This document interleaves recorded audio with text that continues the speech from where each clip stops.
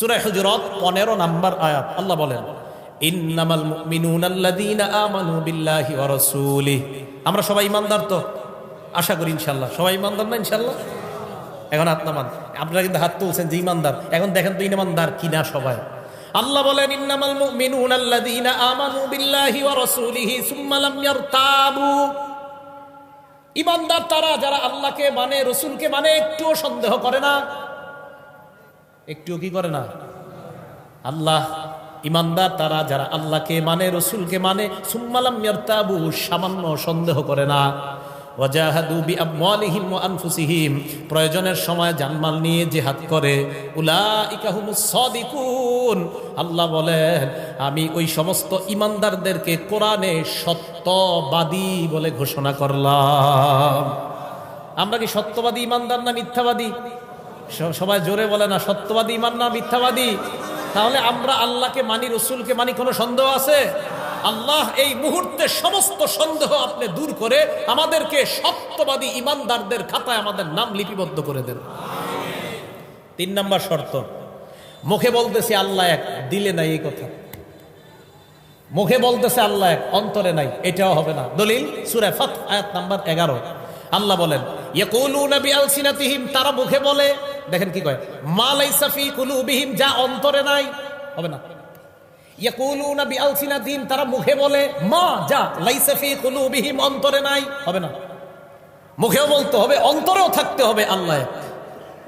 তাহলে যারা মুখে বলে অন্তরে নাই, এটা হবে না। মুখেও বলতে হবে, অন্তরেও থাকতে হবে আল্লাহ এক। আল্লাহ আপনাকে মুখেও বিশ্বাস করি, মুখেও বলি আপনি এক, অন্তরেও আমরা বিশ্বাস করি আপনি এক। আল্লাহ আমাদেরকে এই জাতীয় ঈমানদার হওয়ার তৌফিক দান করুন। 4 নাম্বার, আল্লাহরে বিশ্বাস করি, আল্লাহরে একত্ববাদ স্বীকার করি মহব্বতের সাথে। বলেন সবাই, কিসের সাথে? পিস্তল ধরলে না, মানে ভয়ে না, ভয়ে না, না, মহব্বতে আল্লাহরে বিশ্বাস করি, মহব্বতে মেনে নেই আল্লাহ এক। জোর করছে এমন না, আর মহব্বতের সাথেই মেনে নিচ্ছে আল্লাহ। আবার বলছি, জোর করছে কেউ আমাদেরকে এমন না, মহব্বতের সাথেই মনে প্রাণে মেনে নেওয়া আল্লাহ। রাজি সবাই? এটা 4 নম্বর শর্ত, মহব্বতের সাথে আল্লাহর একত্ববাদ মেনে নিতে হবে। প্রমাণ বুখারী শরীফ হাদিস নাম্বার 16। 3 গুণ যার মধ্যে থাকবে আল্লাহ তাকে ঈমানের স্বাদ উপভোগ করাবে। সুবহানাল্লাহ। এখন বলেন তো, আমরা যদি ঈমানের স্বাদ পেতে চাই কয় গুণ লাগবে? আবার ঈমানের স্বাদ পেতে হলে কয় গুণ লাগবে? ক্বালা রাসূলুল্লাহ সাল্লাল্লাহু আলাইহি ওয়াসাল্লাম, আল্লাহ নবী বলেন, সালাসুন মান কুন্না ফীহি, যার মধ্যে 3টা গুণ থাকবে। কয়টা গুণ? ওয়াজাদা হালাওয়াতাল ঈমান, ওই ব্যক্তি ঈমানের স্বাদ গ্রহণ করতে পারবে, ঈমানের মিষ্টতা গ্রহণ করতে পারবে। 1 নাম্বার, মান কানাল্লাহু ওয়া রাসূলুহু আহাব্বা ইলাইহি মিম্মা সিওয়াহুমা। বাংলা অনুবাদটা মনে রাখেন।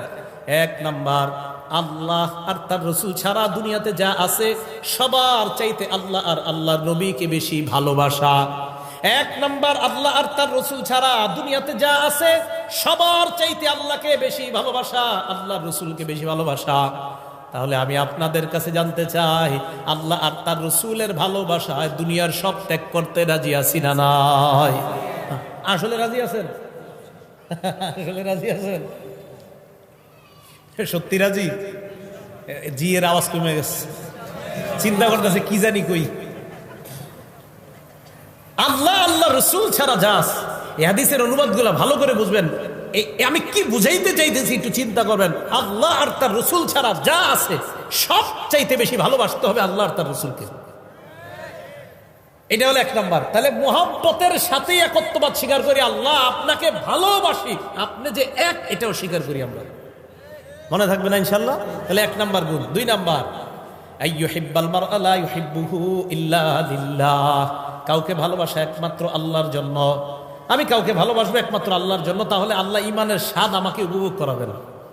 3 নাম্বার, আইয়াকরাহা আইয়াউদা ফিল কুফরি কামা ইয়াকরাহু আইয়ুকযাফা ফিন্নার। আমি আপনি আমরা যারা ঈমানদার, আমরা কুফরিতে ফিরে যাওয়া তেমন অপছন্দ করি যেমন আগুনের মধ্যে পড়ে পুড়ে যাওয়া অপছন্দ। আগুনে কে পুড়তে চাই আমরা? এখন আমাদের ঈমান হলো এমন যে আল্লাহ আগুনে পুরা যেমন সম্ভব না, তেমনি কোন অবস্থায় কুফরিতে ফিরে যাওয়া সম্ভব না। এই জাতীয় ঈমান যার হবে, আল্লাহ তাকে ঈমানের স্বাদ গ্রহণ করাবে। যে অসম্ভব, কুফরিতে আবার কিভাবে যাব? আগুনে যেমন আমি পড়তে রাজি না আল্লাহ, এটা আমার অপছন্দ, আমি কুফরিতেও যেতে পারবো না, এটাও অপছন্দ। রসুল আকরাম সাল্লাল্লাহু আলাইহি সাল্লাম বলেন, উম্মত 3 গুণ অর্জন করো, আল্লাহকে আর আমাকে সবচেয়ে বেশি ভালোবাসো, কাউকে ভালোবাসো আল্লাহর জন্য। 3 নাম্বার, তুমি কুফরিতে ফিরে যাওয়া তেমন অপছন্দ করো যেমন আগুনে পড়ে যাওয়া তোমার অপছন্দ। এই 3 গুণ অর্জন করো, আল্লাহ তোমাকে ঈমানের স্বাদ উপভোগ করার তৌফিক দান করেন। আল্লাহ আমাদের সকলকে এই 3 গুণ অর্জন করার তৌফিক দান করেন। তাহলে বলেন তো তাওহীদের কয় শর্ত? বলে তাওহীদের কয় শর্ত? 4 শর্ত। 1 নাম্বার, আল্লাহ এক, দুনিয়াতে যত ইলাহ আছে সব নিষিদ্ধ করা, দুনিয়াতে কোনো ইলাহ আমরা মানি না, এই বিশ্বাস নিয়ে মারা যাওয়া। 2 নাম্বার, আল্লাহ আর তার রসুলকে বিশ্বাস করি, কোনো সন্দেহ করি না। 3 নাম্বার, মুখেও বলি আল্লাহ এক, দিল দিয়েও স্বীকার করি আল্লাহ এক। 4 নাম্বার, ভালোবাসি আল্লাহকে, এই ভালোবেসে আল্লাহর একত্ববাদ স্বীকার করি। এই 4টা কথা নিজেরা মুখস্থ রাখবো, স্ত্রী সন্তান আদিদেরকে, বাচ্চাদেরকে ছোটবেলা থেকে মুখস্থ করাইবেন। এই বাচ্চা, আল্লাহ ছাড়া কোনো ইলাহ নাই। এই সন্তান শোনো, আল্লাহকে তুমি মানতেছো, রসুলকে মানতেছো, কোনো সন্দেহ করবা না। সন্তান শোনো, মুখ দিয়েও বলবা আল্লাহ এক, দিলেও স্বীকার করবা আল্লাহ এক, মনের ভিতর ঢুকাও আল্লাহ এক। 4 নাম্বার, আল্লাহকে ভালোবাসবা, ভালোবাসার সাথে আল্লাহর একত্ববাদ স্বীকার করবা। আল্লাহ আমাদের সকলকে 4টা শর্ত মুখস্থ রাখার তৌফিক দান করেন। তাহলে আসেন, আল্লাহু লা ইলাহা ইল্লাহু, এতটুকু গেল। আল হাইয়ুল কাইয়ুম, হাইয়ুন মানে চিরঞ্জীব, লা বিদায়া ওয়ালা নিহায়া, যার শুরু নাই শেষ নাই, যিনি কখনো মৃত্যুবরণ করবে না, করার কল্পনাও করা যায় না। সূরা আর-রহমান 26-27 নম্বর আয়াতে আল্লাহ বলেন, কুল্লু মান আলাইহা ফান, আসমান জমিন যা দেখো সব ধ্বংস হবে। ওয়ায়াবকা ওয়াজহু রাব্বিকা যুল জালালি ওয়াল ইকরাম, আপনার রব মহামহিম, মহা অনুভবের অধিকারী রব, আল্লাহ ছাড়া সব ধ্বংস। বিশ্বাস আছে তো? আল্লাহ ছাড়া যা আছে সব ধ্বংস হয়ে যাবে। তিনি হাই, তিনি মৃত্যুবরণ করবে না, তিনি হাই, তিনি চিরঞ্জীব। এরপরে আল্লাহ বলেন আল কাইয়ুম, তিনি নিজে স্থিতিশীল, চিরস্থায়ী, তিনি ক্ষণস্থায়ী না। এখন প্রশ্ন, ক্ষণস্থায়ী কি? আসমান তো স্থিতিশীল, আসমান স্থিতিশীল না? এ দেখেন, আসমান তো স্থিতিশীল, দাঁড়িয়ে আছে, জমিনও দাঁড়িয়ে আছে, মানে আপন অবস্থায় আছে। তো এই 2টা স্থিতিশীল হলেও আল্লাহর হুকুম যতক্ষণ থাকবে ততক্ষণ এইগুলো এইভাবে থাকবে, হুকুম থাকবে না, ধ্বংস হয়ে যাবে। প্রমাণ সূরা রুমের 25 নম্বর আয়াত, আল্লাহ বলেন, ওয়ামিন আয়াতিহি আন তাকুমাস সামাউ ওয়াল আরদু বিআমরি, আল্লাহর নিদর্শনাবলীর মধ্যে এটাও একটা নিদর্শন, আসমান আর জমিন আল্লাহর হুকুমে দাঁড়ায় আছে। সূরা মুমিনের 57 নম্বর আয়াতে আল্লাহ বলেন, লা খালকুস সামাওয়াতি ওয়াল আরদ আকবারু মিন খালকিন নাসি ওয়ালাকিন্না আকসারান নাসি লা ইয়ালামুন, আসমান আর জমিন সৃষ্টি করা মানুষ সৃষ্টির চেয়ে বড় বিষয়। এ মানুষ, তুমি কল্পনা করো, তুমি হাঁটার জন্য 2টা পা আছে, আসমান দাঁড়ানোর জন্য কোনো খুঁটি নাই। তাহলে তোমার চাইতে বড় বিষয় হলো আসমান বানানো, জমিন বানানো। এই আসমান আর জমিন আমি আল্লাহ বানাইলাম। আমি এই আসমান জমিন বানানোর পর আমি যতক্ষণ চাইবো ততক্ষণ এইগুলা এই অবস্থায় থাকবে। আমি যখন চাইবো না, কুল্লুমান আলাইহা ফান, সব ধ্বংস হয়ে যাবে। এই জন্য আসমান কাইয়ুম না, জমিন কাইয়ুম না, কাইয়ুম একমাত্র কে? আল্লাহ চিরস্থায়ী, আল্লাহ চিরস্থায়ী, এই বিশ্বাস নেওয়া। তাহলে হাইয়ুন কাইয়ুম। এবার আমার সাথে এই 2টা শব্দ সবাই বলেন, হাই কাইয়ুম। এখন কি করবেন আপনারা, যাদের মেয়ের বিয়ে হয় না, দীর্ঘদিন যাবত বিয়ের চেষ্টা করতেছেন, বিয়ে হচ্ছে না, আপনারা কি করবেন? আল্লাহরে বলবেন, ইয়া হাইয়ু ইয়া কাইয়ুম, হে হাই, হে কাইয়ুম, আমার মেয়ের বিয়ে হচ্ছে না 3 বছর, আল্লাহ আপনি বিয়ের ব্যবস্থা করায় দেন। এই হাই আর কাইয়ুম বলে আল্লাহর কাছে এটা বলবেন। কেন বলবেন? 2টা হাদিস শুনেন, তারপর বুঝবেন। প্রথম হাদিসটা আসছে মুসনাদে আহমদ কিতাবের একটা ভার্সন আছে, নাম তাখরিজুল মুসনাদ, হাদিস নাম্বার 27611 নম্বর হাদিস। এই হাদিসের বর্ণনাকারী আসমা বিনতে ইয়াজিদ রাদিয়াল্লাহু তাআলা আনহা, তিনি বলেন, সামিআতু রাসূলুল্লাহি সাল্লাল্লাহু আলাইহি ওয়াসাল্লাম ইয়াকুল ফি হাযিহিল আয়াতাইন ফি সূরাতিল বাকারা ওয়া সূরাতি আলি ইমরান, নবীজিকে আমি বলতে শুনলাম সূরা বাকারার 255 নম্বর আয়াত, আল্লাহু লা ইলাহা ইল্লা হুয়াল হাইয়ুল কাইয়ুম, এই আয়াতের ব্যাপারে শুনলাম সূরা আলী ইমরানের 2 নম্বর আয়াতের ব্যাপারে শুনলাম। নবীজি কি বলে দেখেন, ইন্না ফীহিমা ইসমাল্লাহিল আযম। নবীজি বলেন এই 2 সূরার মধ্যে ইসমে আজম আছে। ইসমে আজম, আল ইসমুল আজম, এই 2 আয়াতের মধ্যে ইসমে আজম আছে। নবীজি বললেন আল্লাহর মহান 2টা নাম আছে এই 2 আয়াতের মধ্যে। সেই 2টা নাম হলো 1 নাম্বার হাইয়ুন, 2 নাম্বার কাইয়ুম। তাহলে বলেন তো আল্লাহর মহান নাম 2টা, সবাই বলেন কি কি? আবার আল্লাহর মহান নাম 2টা কি কি? এই হাইয়ুন কাইয়ুম দিয়ে দোয়া করলে যে দোয়া কবুল হয় এই কথা কই আছে? তাখরিজুজ জাদিল মাআদ একটা কিতাব আছে, এই কিতাবের 4 নম্বর খণ্ড 188 নম্বর পৃষ্ঠা। নবীজির সাহাবা আবু উমামা রাদিয়াল্লাহু তাআলা আনহু বলেন, ইসমুল আযম আল্লাযী ইযা দুইয়া বিহি আজাবা। আল্লাহর মহান 2টা নাম হাইয়ুন কাইয়ুম নিয়ে বান্দা যখন দোয়া করবে সাথে সাথে দোয়া কবুল হয়ে যায়। আবার বলছি, ইসমে আজম 2টা হাইয়ুন কাইয়ুম দিয়ে যখন বান্দা দোয়া করে তার দোয়া কবুল হয়ে যায়। হাইয়ুন এবং কাইয়ুম দিয়ে দোয়া করলে দোয়া কবুল করেন কে? আল্লাহ দোয়া কবুল করেন। এবার ওই সাহাবা বলেন তোমরা হাইয়ুন কাইয়ুমকে 3টা সূরার মধ্যে তালাশ করবা। 1 নাম্বার সূরা বাকারার 255 নাম্বার আয়াত আয়াতুল কুরসিতে তালাশ করবা। 2 নাম্বার সূরা আলী ইমরানের 2 নাম্বার আয়াতে তালাশ করবা। সূরা আলী ইমরানে আছে কিন্তু দেখবেন আলিফ লাম মিম আল্লাহু লা ইলাহা ইল্লা হুয়াল হাইয়ুল কাইয়ুম। 3 নাম্বার সূরা তাহার 1 কত? 111। মাশাআল্লাহ, কত হয়? 111 নাম্বার আয়াতে তালাশ করবা।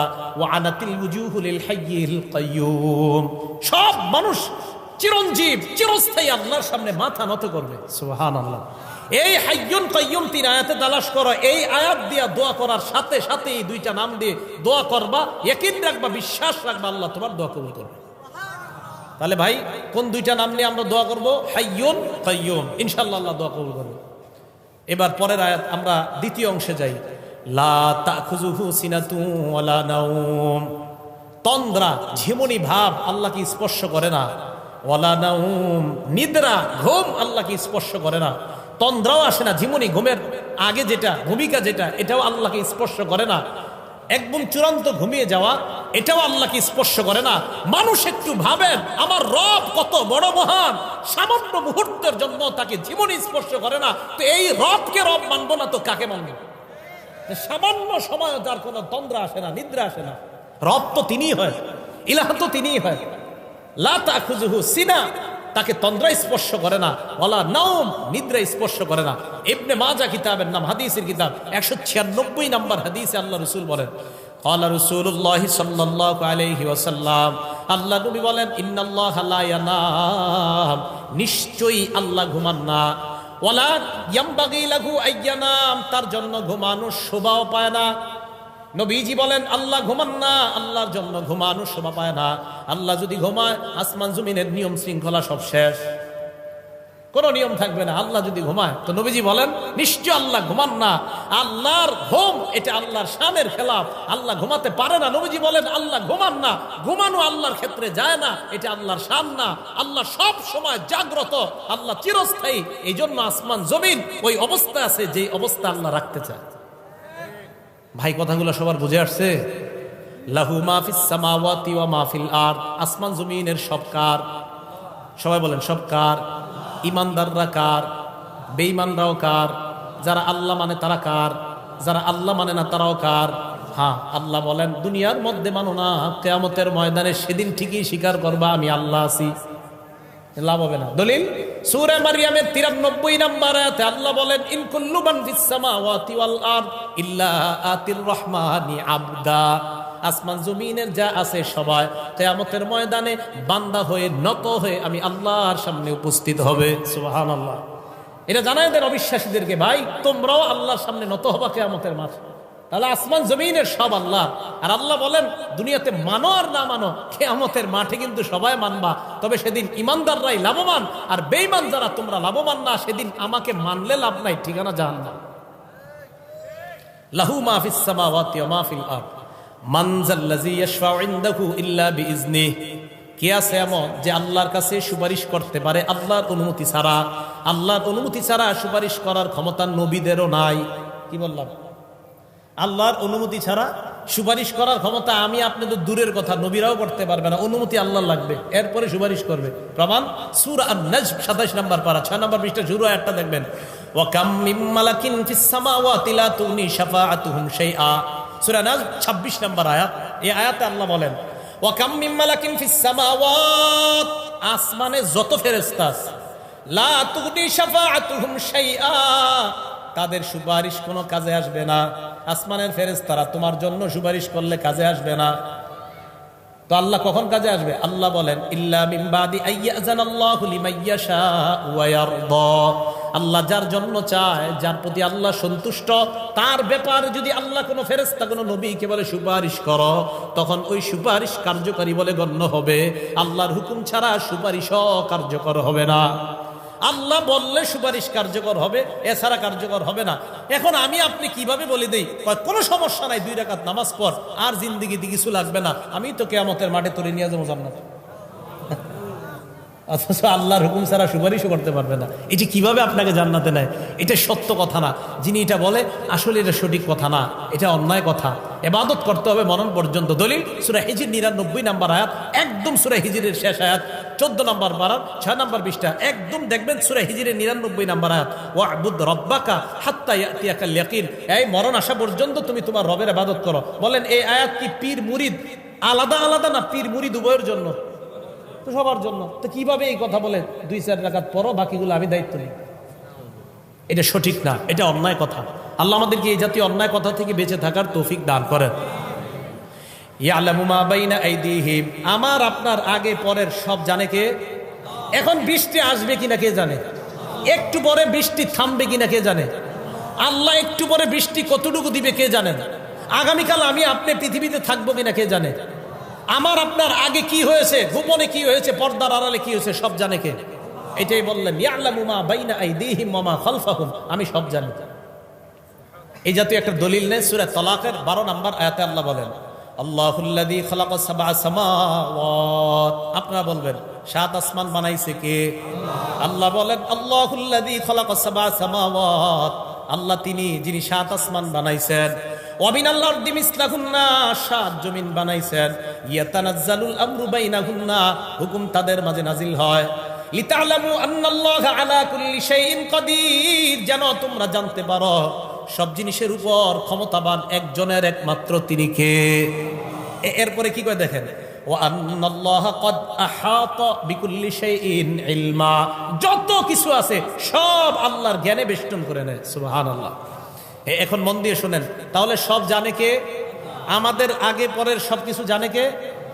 আল্লাহ জানে। দুনিয়াতে কিছু পণ্ডিত বেরোবে, জ্ঞানী বেরোয়ার পর মনে করবে আমি সবচেয়ে বেশি জানি। এরপরে পরে কি বলে দেখেন ওয়ালা ইউহিতুনা বিশাইইম মিন ইলমিহি ইল্লা বিমা শা, মানুষ ততটুকু জ্ঞানের মাধ্যমে বেষ্টন করতে পারে আমি আল্লাহ যতটুকু চাই। আমি আল্লাহ সব জানি, বান্দা তুমি ততটুকু জানো যতটুকু আমি জানাই। বাংলাটা মনে রাখবেন, আল্লাহ বলেন আমি সব জানি, তুমি ততটুকু জানো যতটুকু আমি জানাই। বলেন সব জানে কে? আমি কতটুকু জানি যতটুকু আল্লাহ। আবার সব জানে কে? আমি কতটুকু জানি যতটুকু আল্লাহ জানে। বাস, তাহলে অহংকারের কি আছে? কোনো অহংকার নাই। কেন অহংকার করা যাবে না? আমরা বিদ্যা নিয়ে একটা দলিল দেখেন, এরপরে বুঝবেন অহংকার করার যে সুযোগও নাই। মানে অহংকার করার এটা প্রশ্নই আসে না, আমাদের বিদ্যা এত কম। দলিল বুখারী শরীফের 122 নম্বর হাদিস। ঘরে যাদের কোরআন শরীফের বাংলা অনুবাদ আছে আপনারা কাজ করবেন, 15 নম্বর পারার 19 নম্বর পৃষ্ঠার শেষ থেকে লাকাদ লাকিনা মিন সাফারিনা হাদা নাসাবা আতিনা গাদা আনা লাকাদ লাকিনা মিন সাফারিনা হাদা নাসাবা থেকে পড়বেন। এই পড়ে 15 নম্বর পারার 20 এবং 16 নম্বর পারার শুরু পৃষ্ঠাটা পুরাটা পড়বেন, এত মজা পাইবেন। মজা পাওয়ার পরে আমার জন্য দোয়া করবেন, ঠিক আছে তো? হ্যাঁ, খুব মজা পাবেন। আপনারা পড়েন, যাদের বাংলা অনুবাদটা বললে দেখবেন কি মজা। তো বুখারী শরীফের 122 নম্বর হাদিসটা অনেক লম্বা, আমি শুধু জ্ঞানের অংশটা আলোচনা করব। মুসা আলাইহিস সালাতু ওয়াস সালামের সাথে সাক্ষাৎ হয়েছে খজিরের। কার? খিজির না, খজির। খজির কি নাম? খজির। খজির, হ্যাঁ, বুখারীর বর্ণনা খজির। খজির, হ্যাঁ, খজির। খজির খজির বুখারীতে আসছে খজির। তো রাসূল আকরাম সাল্লাল্লাহু আলাইহি ওয়াসাল্লাম হাদিসের মাধ্যমে আমাদেরকে জানায়া দেয় মুসা আলাইহিস সালাতু ওয়াস সালাম, যাই হোক আমরা যতটুকু শুনলাম এতটুকুর উপর যেন আমরা, ঠিক আছে হুজুর এসে গেছে, আল্লাহ পাক রব্বুল আলামিন আমরা যতটুকু জানলাম এতটুকু কথার উপর যেন আমরা আমল করতে পারি, আল্লাহ তৌফিক দান করেন।